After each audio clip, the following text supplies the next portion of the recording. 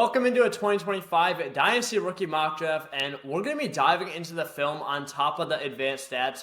In order to make these picks, this mock will be in a 1QB format to help you guys who play, 1QB. So with that said, let's dive right into the mock where I'll be taking the 101 because I'm the corrupt commissioner, and I'll be grabbing Ted McMillan, the wide receiver out of Arizona. I'm a huge fan of Ted McMillan, as you already know if you watch any video on the channel. And really the thing with McMillan is he has unbelievable traits, 6'5", 212, and moves, very gracefully with the football.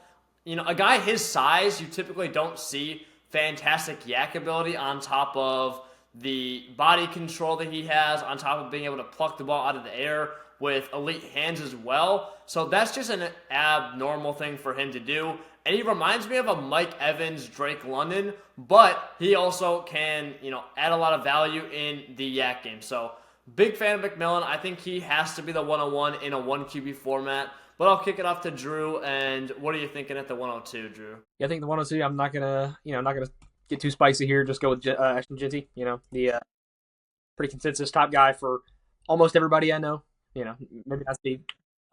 Easily the best running back prospect I've ever watched. I know some people say Bijan. I didn't watch. Saquon was a little bit before my grading time, so I'm not saying he's better than Saquon. But he does everything well. Great receiver in 2023. He led. I forget the stats off the top of my head, but he had a lot of receiving yards, a lot of receptions. He ran a good route tree in 23. They didn't use him as much this past year, but elite contact balance, elite vision, awesome athlete. I really don't have any knocks on him as a prospect, so I think he's as close to a home run guy you can get. Yeah. I mean, definitely a controversial first two picks with Steve taking Tet there, but personally I would go Genty like I did in the Superflex mock, so feel free to hate comment down below if you disagree with Steve there. For the 103, I'm going to go with my favorite team in college football, their star wide receiver Luther Burden the third. I think he's a pretty consensus 103 pick, unless you want to get spicy and go with Amarion Hampton out of UNC, but I'll stick with wide receiver here. He's a super versatile guy. I don't think he's just a gadget guy, but I do predict a lot of his role will be in the slot at the next level.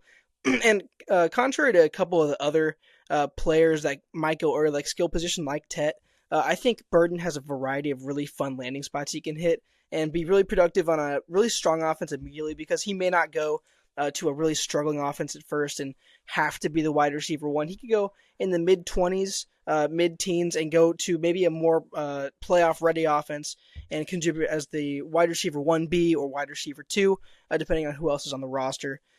Like I said in the first video, I think a really fun landing spot is the Commanders next to Terry McLaurin, but I think he could go in a variety of different positions. That makes me really excited to draft him here, potentially pairing up with a really good quarterback. So that's my 103. Yeah, and one thing I could add on that Washington landing spot, that is absolutely my favorite fit in this entire draft if that could happen. I think with Cliff Kingsbury's his designed screen offense and how much he's revolutionized that offense with purely designed screens, Luther Burden and his yak ability in a massively screen-heavy offense like that behind a genius like Cliff Kingsbury, I think would be so fun to watch. Yeah, I like that pick. At the 104, I'm torn between a few different guys, but I am going to go running back, and not the running back most people are going to take. I'm going to go Trevion Henderson at the 104, my personal RB2, and I know Drew agrees with that as well. But he's a guy that broke out as a freshman, ran for 1,248 yards, very efficient, 6.8 yards per carry, and is also a fantastic pass catcher. That's demonstrated quite frequently on film. Fantastic hands. He has really good size as well for, being a guy that isn't necessarily as physical, but he does have that ability because he's a very good blocker as well. And while that doesn't directly translate to fantasy points, he'll be on the field more on third downs. He has that potential to really get onto the field for every single down, and getting on the field will translate into dump-offs that will give you PPR production for your fantasy leagues. He also just has a ton of juice. I've seen people comp him to, a guy like Tony Pollard in the past, and while that's not bad as a higher-end comp, I think he honestly could be a Jahmyr Gibbs light type player. I think he has that kind of ability to split carries with another workhorse and be extremely efficient. The vision is a little inconsistent on film. I don't think he's as physical. He's not great between the tackles, but again, that's not what you're drafting him for. You're drafting him to hit those home runs, be a good pass catcher, so I love Henderson in this draft. he's one of my favorite picks in 2025 rookie drafts. Yeah, I think that's a good pick right there. I think he really helped out his draft stock a weekend ago against Texas in that semifinal game. I think one play in particular, that big house call right before the half, showing, like you said, that home run ability. So if any player is increasing draft stock at the running back position the last week, I think it's Henderson. So good pick there. For sure, yeah. And as much as I love Henderson, I've been on that train for so long. I find myself flipping back between him and Hampton and RB2 almost every single day. Those guys are as close to dead even as you can get. So I'm going to double dip running back here, just because I think you can't have too many running backs in this class. A class this strong. This is a historically good running back class. Hampton, I mean, he's almost the entire package. The one thing that doesn't concern me, and sounds weird from a fantasy perspective, but his pass blocking is really lacking, especially compared to some of the other guys in this class. So that might knock him in getting on the field in third down situations. He is a great receiver. He's shown nice route tree, good hands, shows you everything there. Awesome contact balance. I can't wait to see what he runs at the 40 because he's so fast. I mean, the long speed, the acceleration. I mean, the guy will hit a home run, like that. It's awesome athlete. Does pretty much everything well. I'd like to see him improve at the next level so he can get on the field for longer. But yeah, I think you really can't miss between him or Henderson. They're dead even for me. I think that's a good pick. I made a video on Hampton a few weeks back. Obviously, fantastic prospect with his contact balance, sneaky, elusive too. With my next pick, second pick here, I'm going to shake it up a bit and go with a tight end. I'm going to go Tyler Warren here, who is my tight end one in the draft. I know Steve feels a little differently fantasy-wise, and he can explain that in a second. But Tyler Warren, I think he kind of epitomizes what the modern tight end is starting to become. An athletic, versatile weapon that can be used all over the field. We saw this in the biggest way at Penn State. They lined up Tyler Warren everywhere. He's a fantastic blocker and receiver. I think his athleticism as well makes him an elite prospect at the next level. We saw him play a really good game against Notre Dame, who has a pretty good defense as well. I saw one play in particular that just astounded me. He took a handoff behind the line of scrimmage, and he stiff-armed a guy, sped around the edge, and got the first down. So if you're looking for an athletic tight end who could be lined up all over the field, I think Tyler Warren's it. And again, I think he represents this new wave of modern tight ends that are starting to dominate the league. So I think Warren could be a really good pick there. Yeah, again, it is my pick at the 107, but I'm not going to argue with taking Tyler Warren, although, as Joe alluded to, I have Harold Fannin as my tight end one, which I know is pretty controversial. But for fantasy, I'm looking purely at receiving upside. Obviously, we'll figure out once the draft capital comes and landing spot comes, because Warren and a guy like Colson Loveland, who we'll probably talk about later, are a lot safer because the draft capital is going to be there and they're not as landing spot specific.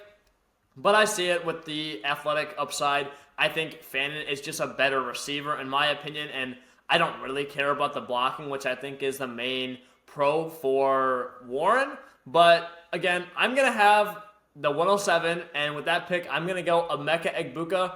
Really big fan of Egbuka. I think that he's a guy that is kind of being underrated because he's been in the cycle for so long. We kind of thought he was going to come out last year, ended up going back to school. But despite playing with so many good wide receivers, this year Jeremiah Smith, in the past he's played with guys like JSN, Marvin Harrison. He's always been productive. He's a little bit more of a slot-only guy.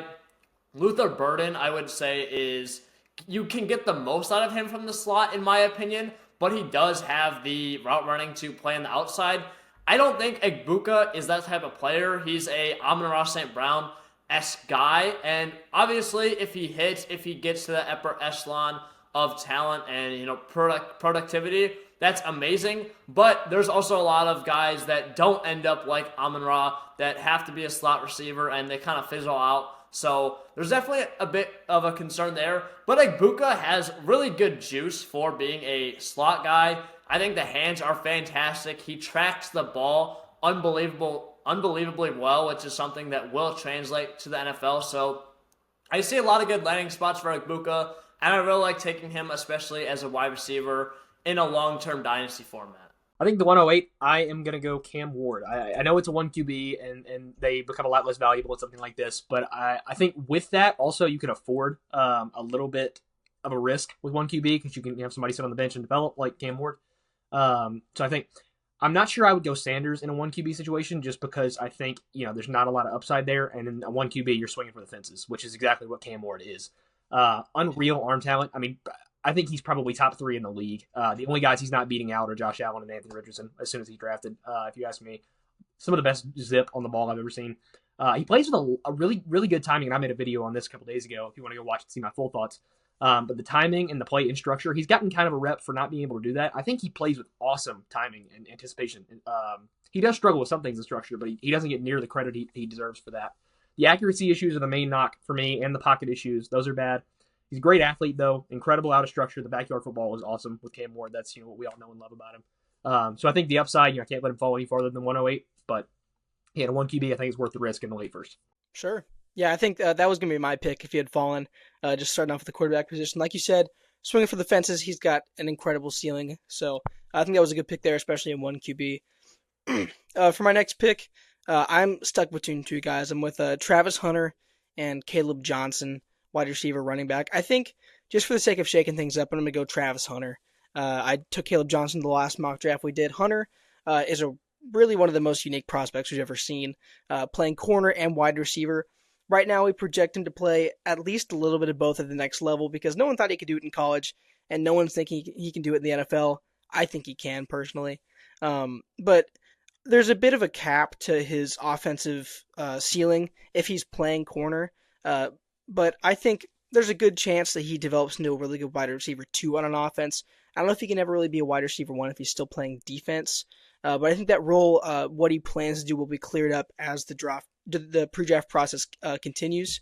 But right now, projecting where he's at, I think he's got an incredibly high ceiling for how good of an athlete he is. Obviously, he has fantastic ball skills, and he's been a really productive receiver. I think he won the Biletnikoff this year as well, which, bit of controversy there. Take it as you will. But I think the ceiling there is incredible. Unless, of course, he's playing a lot of corner. But at this point in the process, we don't exactly know. So I'm going to take my shot here and take Travis Hunter. Yeah, I can't disagree with that at all. I was right between Caleb Johnson, who's my pick at the 110, and Travis Hunter. They're back-to-back. I would personally lean Caleb Johnson just because it's a little bit of a safer pick, but I can't disagree with that at all. I watched the film on Hunter, did a separate video on him, and he has unbelievable upside even if he is, going to be limited in the number of snaps he'll play just because he's still a pretty raw talent, but the ball skills are unbelievable for him. Honestly, probably the best that I've seen in the last 10 years. But I did end up taking Caleb Johnson at the 110, and he's my RB4 in the class. I think he's kind of similar to an Amari Hampton, but just a little bit worse in a few facets of his game. First off, I don't think he's nearly the pass catcher Hampton is, and I think Hampton is not as good of a pass catcher as Henderson, so that's a knock on Johnson right there. Only caught 22 passes for 188 yards, kind of just a screen guy, and even that is it's fine.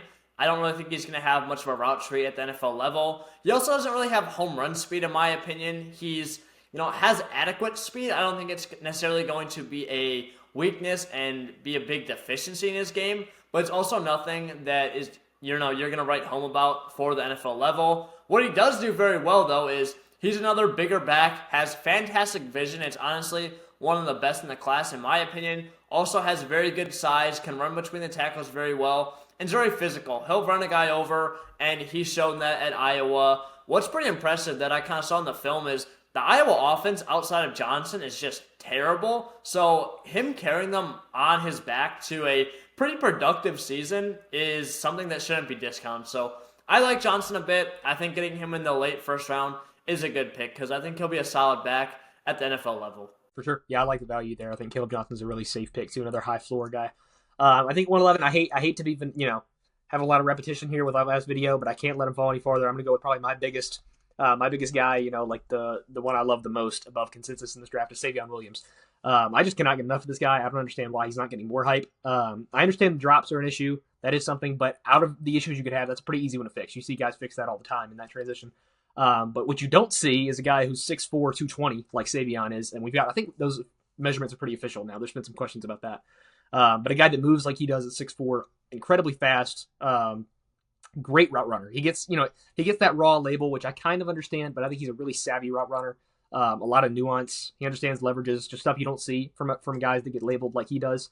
The flexibility you've seen in how he plays too. He's played a lot of snaps at running back too. as well as receiver. So you have a lot of versatility in his production, and you can plug and play pretty much anywhere in NFL offense. So yeah, I think Savion, I'm higher than him on just about anybody else I've seen. So I'll take that every time. Obviously, yeah, swinging for the fences there is always a good plan at the end of the first round. I think that's a really high upside pick. And if it works out, you're stuck with a fantastic receiver who could make waves next level. So be really interesting to see if his draft stock increases as the process continues. I think it just might. But I believe I have the next pick. And with that, I'm going to take Alec Iomanner. I think I said it right this time. Wide receiver out of Stanford. I took him last time again, but I think he's a fantastic, underrated receiver. Obviously, Stanford, not a great year as a program. Didn't have a ton of offensive weapons, but this guy continued to produce at a high level. He has fantastic ball skills. He's produced against some decent corners, including Travis Hunter. So I think, I think he's still a bit under the radar at this point, but I think he could be a really solid receiver at the NFL level, even if he's just like a wide receiver too. But in a weak receiver class, I'm going to take advantage of that and take him here. Yeah. I actually did a video on Io Manor that hasn't gone live yet. It will shortly, so be on the lookout for that. Maybe it has by the time you're watching this. Io Manor's a guy I like, and I think he has upside in a few different areas. But honestly, I think he's a very good contested catch, ability, and I think he has upside to be a solid route runner. But some of the stuff does scare me. He's not very good with being a deep threat, and he doesn't track the ball particularly well, so he's a guy that I'm fine with, but again, no one's going to take my opinion seriously after I take Harold Fannin at pick 13 anyway, so I probably shouldn't have mentioned that at all. No, in all seriousness, though, Fannin, I think, in the second round, in a 1QB format, makes a lot of sense when you're focusing on these skill players. He definitely could be an absolute zero. I could see him being a total bust in the NFL. I will say that. But he has the upside to be a Brock Bowers, Travis Kelce-esque level player where he will be using that power slot role, essentially just another receiver, but you get him in tight end eligibility, which is the cheat code you want to find in fantasy football. Now, one thing I will say is his official measurements are going to be huge. I believe right now he's listed at 6'4", 230. If he drops lower than that, that's going to be a big issue. But there's a lot of people saying that, he, at that size, and assuming he is that size, they're saying that's ridiculously small. That's actually the same size that Brock Bowers is measured in right now in the NFL. So again, if he is officially that size, I think that kind of negates some of that concern. But I understand the risk because the blocking is atrocious, but I will say he does try, so maybe it'll get better with some NFL level coaching, because Bowling Green, I can't imagine is nearly as proficient as the NFL coaching. Yeah, that's another one me and Steve will butt heads on, because I'm not a huge Fannin guy like some of the other people here. But I think going back to what we were talking about a little bit with Henderson, with a guy who's made a lot of money these past playoff games, a receiver that's been a huge meteoric riser on a bunch of draft boards, hugely productive in the playoffs for Texas, is Matthew Golden. He's really come out of nowhere. And I've just now actually gotten around to watching him in between our last video and this one. So I probably would have taken him in that last video if I had known. But this guy, he's incredible athlete, great route runner, awesome hands. He reminds me actually a little bit of a more athletic Egbuka. I think he's actually above Egbuka on my board. I'm a lot higher on this guy than consensus too. I think Golden has the potential to be, a really, really solid receiver in the NFL. He's not stuck in the slot. He's got a great release package. He can get off press. He's really excelled in every facet of being a receiver in this playoffs. So, I think he's a guy that's risen a lot up my board and a lot of other people's. So I think that's a good pick in the second round there. Yeah, I think that's a fantastic pick. Golden's been, electric during Texas' playoff run to the semifinal. So I think, risen up draft boards may even be an understatement. This dude is, flown up in the college football playoff, taking over as Texas' main wide receiver in that fast as well. So I think he's a guy who could get his name called pretty early come draft time. But with my next pick, I'm going to continue the chain of guys who have seen their names rise up draft boards through the playoff. I'm going to go Cam Skattebo, running back out of Arizona State. He's been absolutely fantastic in the games before Arizona State was eliminated by Texas. The no targeting call was a bit crappy in my opinion, but I'm not going to talk about that. He is a fantastic physical force. He's a bowling ball behind the offensive line. And I think, as a bruiser. He could be great, but he's also, a pass catcher. He showed that a lot in the Texas game. I think that game in specific had him shoot up a lot of draft boards because playing that tough competition at a really high level was something people were looking for from Scadaboo before he entered the draft. And I think he was able to do that and have one of the biggest games of his career. And I think people that watched a lot of Arizona State saw it coming. I'm not sure if I did, but I was pleasantly surprised by how he performed. So I think he could be kind of that bruiser back physically, and he can also be a good receiver. So Scadaboo is my pick here. Love that pick. I'm a big Scadaboo fan as well. I think he's a great sleeper. And also that Golden pick I really like as well. I believe he just declared for the draft, so honestly, I haven't even got a chance to really dive into his profile or watch any film on him. So definitely when we do a new video or mock draft, it'll be interesting to see where he goes when me and Joe get a shot to potentially take him as well. But at the pick 16, I am going to go with Colson Loveland, another tight end. Obviously, this isn't really representative of a real team, just making the picks from where I think they should go in a mock draft. I also like Loveland as well, even though I have Fannin over him. I think he's kind of been weighed down by the poor Michigan play at quarterback. I went to an Illinois-Michigan game, and man, the quarterback play is abysmal. I would see Loveland move extremely well, get open, and just not get the ball. And even so, he still had a fairly productive year for a tight end.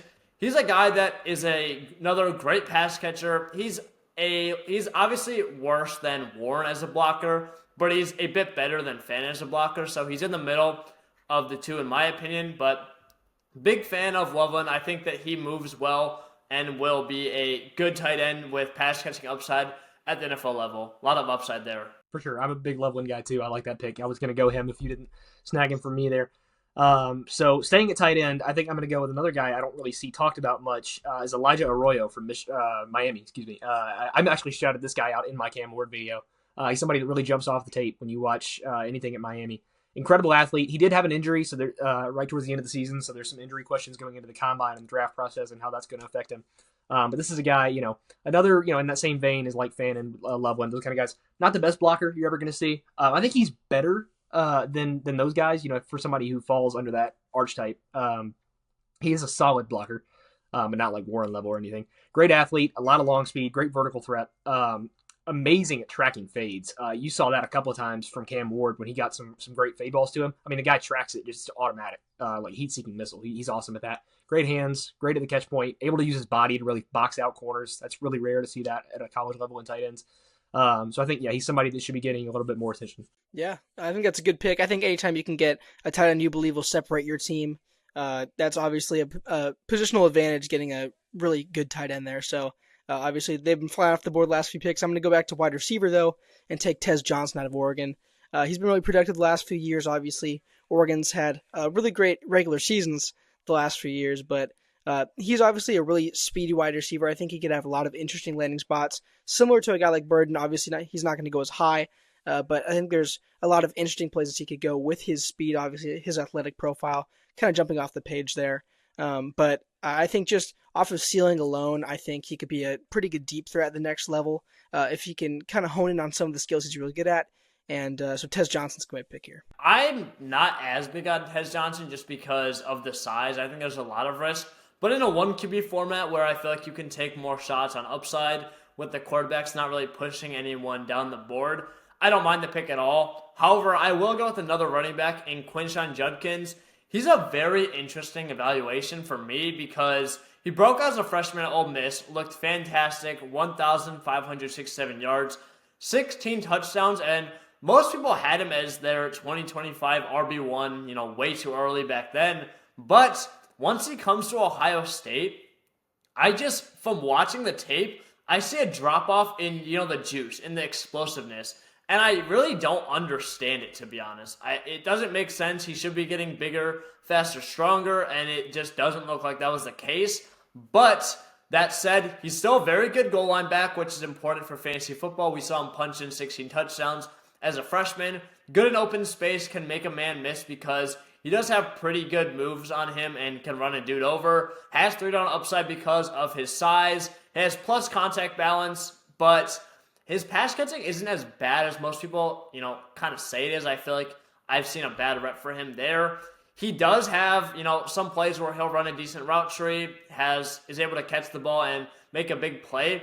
It's just pretty inconsistent. So that's where I think the hate and negativity is coming from. But at pick 19 at running back, I think that's a good spot to, take a shot on these guys. So I'm fine taking one on Judkins, who has shown the upside very early in his career and looked fine at Ohio State. It's not like he's completely fizzled out. I like that. I think when you're at the late in a draft like this, you're just taking swings, flyers, guys with upside. So I like that pick there. I think with this one, it's another guy I've actually just recently watched. I wasn't really familiar with him until in between the last video and this one is RJ Harvey at a UCF. He's really risen up my board at running back. I think he's on the smaller side, really, not a big guy at all. I think he's like 5'8", 200 flat, maybe not the size you'd like to see, but he's another guy with a lot of PPR upside. He's been a massive part of the pass game at UCF. He's caught a lot of balls. Good hands, good route tree. I think if you're going to take a swing on upside at running back this late, most of your concrete guys are gone at this point.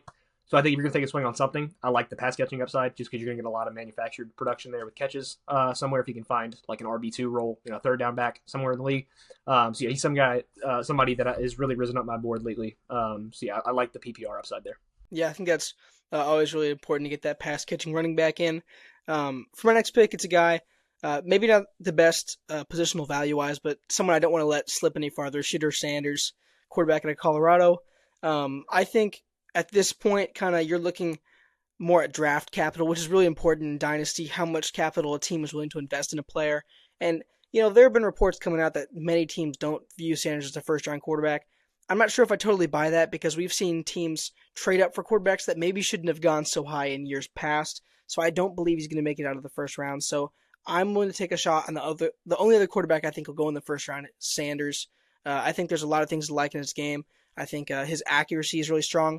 And I think one other thing that stands out to me is we've seen him play beyond a borderline horrific offensive line with his first year at Colorado and produce pretty well. So I think any horrible situation he might go to, the Giants comes to mind, who maybe don't have the strongest offensive line. He has that floor there, in my opinion, at least even for his rookie year. So, yeah, Ward might be the ceiling, but I think Sanders is the floor right now. Yeah, no, that's a really good pick. I personally have Sanders as my quarterback 1 in Superflex drafts. I don't think I've actually addressed this, kind of topic because I know, Joe, you and Drew have him as your quarterback 1. In a 1QB format, I agree. I would take Ward over Sanders because you want a guy that's going to move the needle for you, and Sanders, can't really do that. He's more of a floor guy, and Ward, really could break fantasy football. But in a Superflex league, that's kind of just a construction thing where I like to build my teams around quarterback. So I'd want to, not take as much of a risk and just get a guy that I think has decent upside, but also has a solid floor. That said, with my last pick, I am going to take Xavier Restrepo. He's a guy that I just kind of started watching and looking into, receiver from Miami, and he's looked really good, shown a lot of production in the last year. I think he looked really good with Cam Ward, and he's a guy that I think just has the ability to succeed at the NFL level, good hands, plus route running. I don't think he's going to be anything special, but I think he's just going to be that guy that could be very good in PPR leagues, could be a lifetime wide receiver 2 next to another elite receiver 1, and I think that'll be good for a 12, 13 point per game flex option that you'd be very happy to have on your dynasty team. Like that. I think with this pick, the second to last pick in this draft, I'm going to double dip at TCU receivers. Actually, this is another guy that'll be at the Senior Bowl along with Savion Williams. It's Jack Beck from TCU. I think at this point, maybe a little bit of a reach. You can say that if you want to. I'm pretty high on this guy too. He's another one that's I'm way above consensus on. Maybe it's TCU receivers. I don't know. Something about those guys. But he's a very limited athlete. I'll give you that. But when you look at the guy, he looks like a tight end. He's massive. And he does not run like a tight end. He plays with the speed of any other outside receiver you'd see. Not the most polished route runner I've ever seen. He could use some more tempo. He runs everything at the same speed. I think he could work on with that. His ability to sink his hips, he needs to work on. His comeback routes, he's a little bit too slow on that. He skids. But he does, there's flashes there as a route runner. Great hands and the yak ability. The guy, he knows how to use his size after the catch. Specifically, the SMU game comes to mind. I've just watched that one not too long ago. He was bowling linebackers over. He just bullies guys before and after the catch. Really knows how to use his size. Another one of my favorites in this whole class. Good pick there. Double dipping on the TCU guys. With the last pick of the draft, I believe it is, I'm going to go with Trey Harris, wide receiver out of Ole Miss. Obviously, he's a pretty big receiver size-wise. I believe he's like 6'3", 210, something like that. So not lacking in the size department. I think he can be a really dominant threat downfield, and obviously he's been really productive at Ole Miss the last few years. So just end of the draft, taking flowers on a guy who maybe could be very productive at the next level. Jaden Higgins was another guy really considered, but I'm going with Trey Harris here. I just think he's an underrated route runner. I think he's got great hands and some decent downfield ability. I like his size as well, so I'm going with Harris. Yeah, I like that pick as well. I think that was a good way to end off the draft. Harris is the perfect guy with that upside. But this is really good to talk about some new names. Matthew Golden's one that we're going to have to talk about more in depth in the next video. Elijah Arroyo is going to be interesting as well. Mason Taylor declared, so we're kind of getting past the top 3 guys and just Fannin, I'm throwing him in there. Warren, and then Loveland. So that was good. And then RJ Harvey, I think, is a guy that I also like a lot. You have the concerns about the size, but I just started researching him with Singleton not declaring, and he ended up making the top 12 back end of my running back ranking. So he's an interesting guy as well. But let me know what you guys think down in the comments below. Would love to debate with you guys. I know, Drew and Joe are ready to talk some ball with you guys. So Absolutely. We're ready to go. I'm ready to go. I'm always down for some ball debates in the comments. Leave those below. Keyboard warriors. They're ready. So drop a comment down below. Drop us a like if you did enjoy the video, and subscribe, turn on notifications for more future content. Really appreciate you guys coming out, and I'll see you guys in the next one.